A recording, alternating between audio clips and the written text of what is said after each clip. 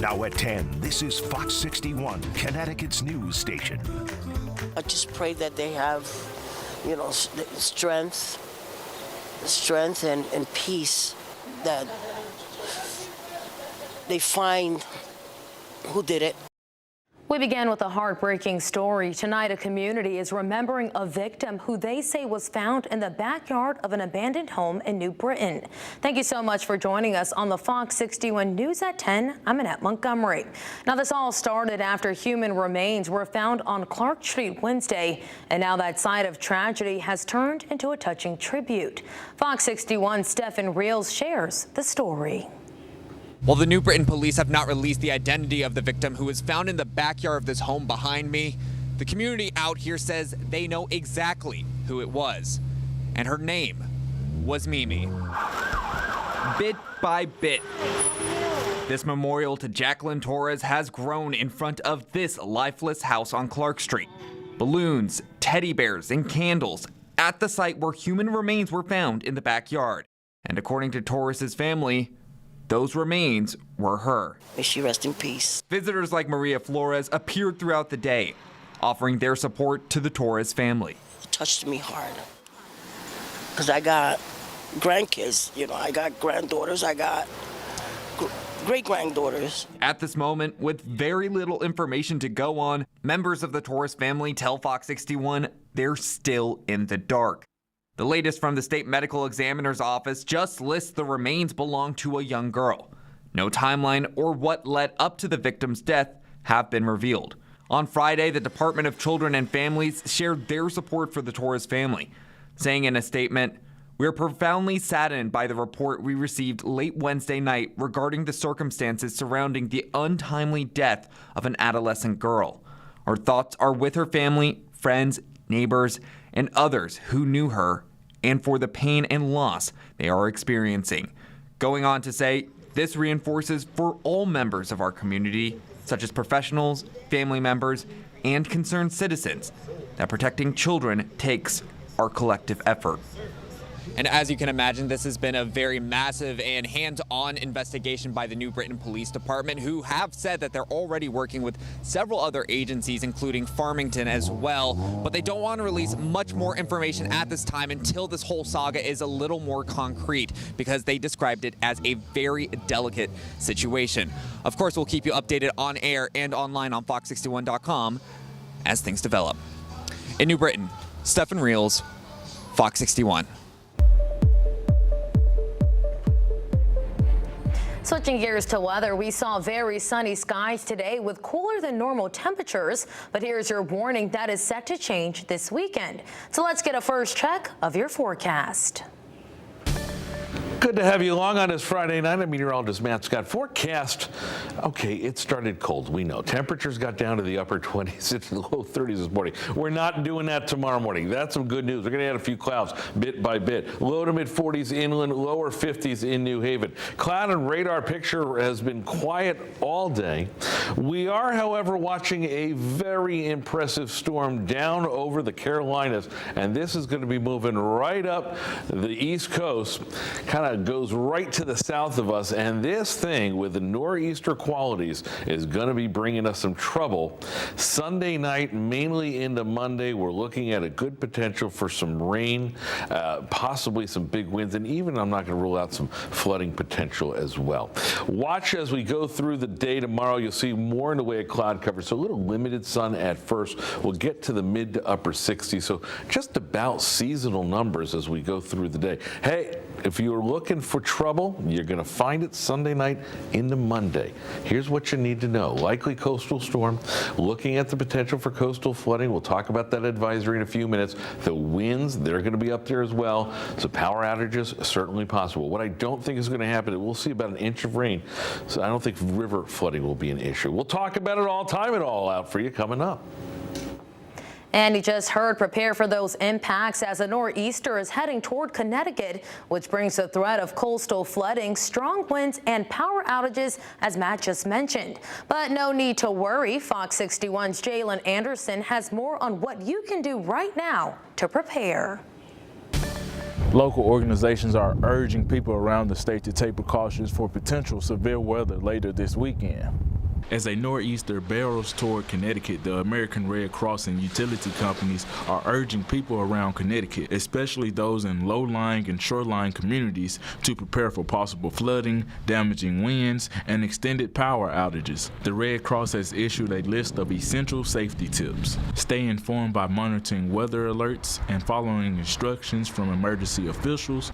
Avoid flooded areas. Remember, just 6 inches of moving water can knock you down, and 2 feet can sweep away a car. Prepare an emergency kit with food, water, medications, flashlights, and important documents. And don't forget to secure outdoor items and move valuables to higher ground. Meanwhile, utility provider Eversource is taking steps to ensure a swift response to any storm-related outages. The company is bringing in additional line workers to assist with restoration efforts. So we're pre-positioning hundreds of crews across the state in strategic positions. We also have additional resources that we're stationing along the shoreline and in southeastern Connecticut so that our crews are able to quickly and safely respond to any potential power outages or damage from this storm. Eversource is also asking customers to be patient when it comes to crews restoring power to areas due to storm damage. Every situation is different when it comes to the high winds, and in some cases, it may be too windy and too dangerous for our crews to go up in the bucket at a certain time when they arrive, so they might have to wait it out just a bit until it's safe to restore power. We also work to restore power in other ways. We can be working on underground systems, or we also have smart switches. So these are devices on the system that can actually isolate outages and reroute power. So we are working 24/7 to prepare for this storm, and we will be working 24/7 through the storm until the last customer is restored to make sure everyone has their power back on. The message from them is clear: stay alert and stay aware. Our Fox 61 Weather Impact team will continue to monitor the progress of Nor'easter and update you on air and online. In New London, Jalen Anderson, Fox 61. Thank you, Jalen. And another storm prep tip: download our free Fox 61 News app, where you can track live radar at your fingertips. Download it now in your app store. And again, it's free. Well, new tonight, Governor Ned Lamont and Connecticut's congressional delegation announced new funds totaling $25 million will help cover costs from last year's devastating August floods. The federal emergency relief funding was approved by the Federal Highway Administration and will reimburse the Connecticut Department of Transportation for repairs to roads and bridges damaged by the storm. The funding adds to $3 million previously received, which brings the total federal aid to $28 million, and that's just for flood recovery. Officials say the support is crucial for rebuilding resilient infrastructure as extreme weather events become more frequent. More repairs and funding requests are expected as the state continues its recovery efforts. Well, also developing tonight, 8 adults, 3 children, and a pet are now being helped by the Red Cross after a fire last night at a building on Capitol Avenue. Crews responded around 6:30 p.m. and quickly knocked down the fire on the first floor within 20 minutes. Tonight, the fire marshal is still investigating the cause. New Haven police say they have arrested a 13-year-old for the murder of a 15-year-old. Police say the victim, Caden Phillips, was found unresponsive near Bassett Street late last month. He was taken to a hospital where he later died. Fox 61's Alicia Hercules was at the announcement today and is in New Haven with the latest updates. Because of the suspect's age, details are limited, but police say the suspect and the victim knew each other and may have had a conflict in the past. It's deeply troubling that a 13-year-old shot a 15-year-old. It's deeply troubling. 15-year-old Caden Phillips was shot on September 27th in New Haven. Officers found Phillips unresponsive near Bassett Street. He was later pronounced dead at the hospital. In a press conference after Phillips died, police said the shooting could have escalated from an earlier fight at a football game.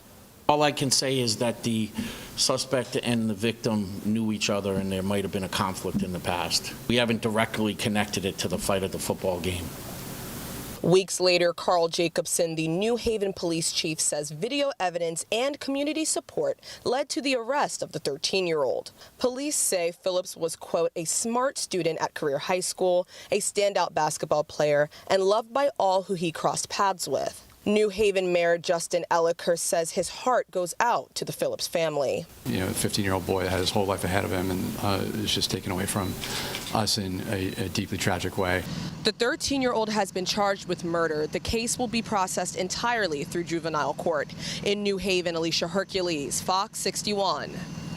An 18-year-old is behind bars tonight after Meriden police say he was carrying an illegal firearm. Officers say he pistol whipped a juvenile on a city sidewalk, and they were able to catch him on October 2nd after a short foot chase. They searched the vehicle and found a ghost gun, which is a firearm without a serial number. He now faces multiple charges, including assault and weapons violations, and is being held on a $1.1 million bond. Well, a recent state audit found that Connecticut Innovations failed to properly verify whether companies that received more than $93 million in state assistance in total actually created or retained the jobs they promised. Auditors say the agency did not sufficiently monitor companies' compliance with job requirements and their agreements. Relying too heavily on self-reported data, Connecticut Innovations has agreed with the findings and pledged to improve oversight and reporting. Meanwhile, state senators are now calling for stronger accountability to ensure taxpayer dollars are effectively supporting job growth in the state. They're calling for processes to be put in place to gauge performance. And a new report from Moody's Analytics shows 22 states, including Connecticut, are now in a recession or at least close to one.